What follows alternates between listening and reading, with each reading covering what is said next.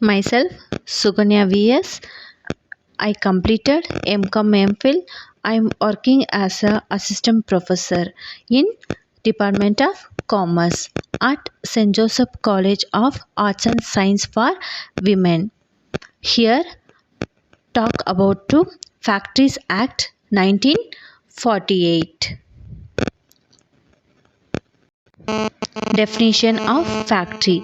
According to the Factories Act 1948, under Section 2, subsection M, a factory means any premises including the presence of thereof, whereon 10 or more workers are working or were working on any day of preceding 12 months, and in any part of which a manufacturing process is being carried on with the aid of power, or is ordinarily so carried on, or whereon 20 or more workers working or were working on any day of preceding 12 months, and in any part of which a manufacturing process is being carried on without aid of power, or is ordinarily so carried on, but this not included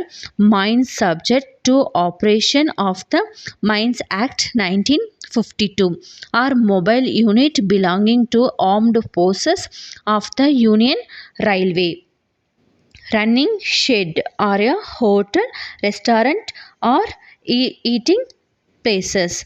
And manufacturing process. Section 2, subsection K. Manufacturing process means any process for making, altering, repairing, ornamenting, finishing, packing, oiling, washing, cleaning, breaking up, demolishing, or otherwise treating or adopting any articles of substance with a view to its use, sale, transport, delivery, or disposal, pumping oil, water, sewage, or any other substance, or generating, transforming, or transmitting power, or composing type for printing by the letter process, lithography, photograph, or other similar process, or bookbinding, construction, reconstructing, repairing, refitting, finishing, or breaking up ship or vessels, preserving or storing any article in cold storage. Worker. Section 2, subsection 1. Worker means a person employed without knowledge of the principal employer, whether the remuneration or not any manufacturing process, or cleaning any part of the machinery premises used for a manufacturing process, or in any other kind of work incidental to or connected with the manufacturing process, or the subject of manufacturing process, but does not include any member of the armed force of union. Provision regarding health, cleanliness, disposal of waste, and efficient ventilation and temperature, dust and fumes, artificial humidification, overcrowding, lighting, drinking water, latrines, and urinals. Last one, spittoons. Cleanliness. Section 11. Accumulation of dirt shall be removed daily. The floor of every workroom shall be cleaned at least once in a week. All inside walls, portions, ceiling must be repainted or varnished one in every 5 years. All doors and windows, frames, other wooden or metallic framework, and shutters shall be kept painted or varnished. Disposal of waste and effluent. Section 12. Every occupier of the factory shall be make effective arrangements for the treatment of waste and effluent due to manufacturing process carried on in the factory as so as rendered them necessary and for their disposal.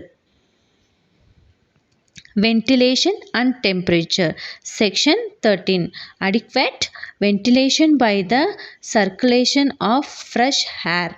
Reasonable temperature must be maintained. Dust and fume. Section 14. The exhaust fumes of internal combustion engines must be conducted outside of the factory. Injurious or absences, dust and fumes must be inhaled or accumulated. Artificial humidification. In respect of all factories in the which the humidity of the air is artificially increased, the state government make rule prescribing standards for humidification, regulating the methods used for artificially increasing the humidity of the air, directing prescribed tests for determining the humidity of the air to be correctly carried out and recorded, prescribing method to be adopted for securing adequate ventilation and cooling of the air in the workroom. In any factory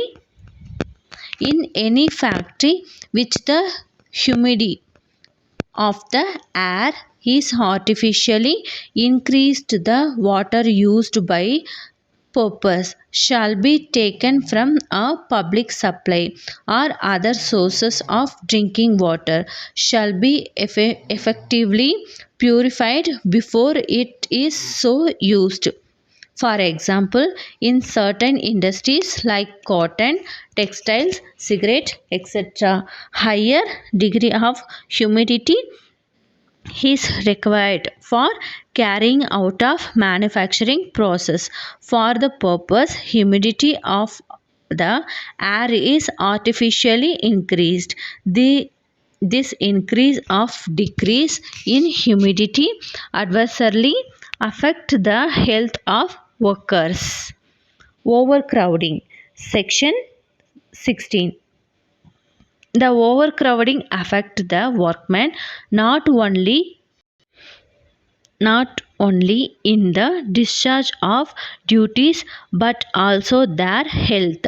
The working space should be 9.9 cubic meter of space per worker in every workroom before the commencement of the act, and after the commencement of the act the space for worker is 14.2 cubic meter. Roof shall be 5 meters above the floor. Lighting. Section 17. There shall be provided and maintained sufficient and suitable lighting, natural or artificial, or both, in every part of the factory. In every factory, all glassed windows and skylights may used and workrooms shall be kept clean on both the inner and outer surface. In every factory, effective provision shall be so far as practicable be made for the prevention of glare either directly from the source of light or by the reflection from a smooth or polished surface. Drinking water. Section 18. The place of drinking water shall be not situated within 6 meters of any washing places, urinals, spittoons, open drains, or any sources of the contamination. Effective arrangements shall be made to provide a sufficient supply of wholesome drinking water. Latrines and urinals. Sufficient latrines and urinal accommodation of prescribed type shall be provided and conveniently situated to make them accessible to workers at all times while they are at the factory. It should be adequately lighted and ventilated. Latrines or urinals must be kept in a clean sanitary conditions. Spittoons. Section 20. There should be sufficient number of the spittoons in convenient place. It must be maintained in clean and hygienic conditions. No person shall spit except in the spittoons. Thank you.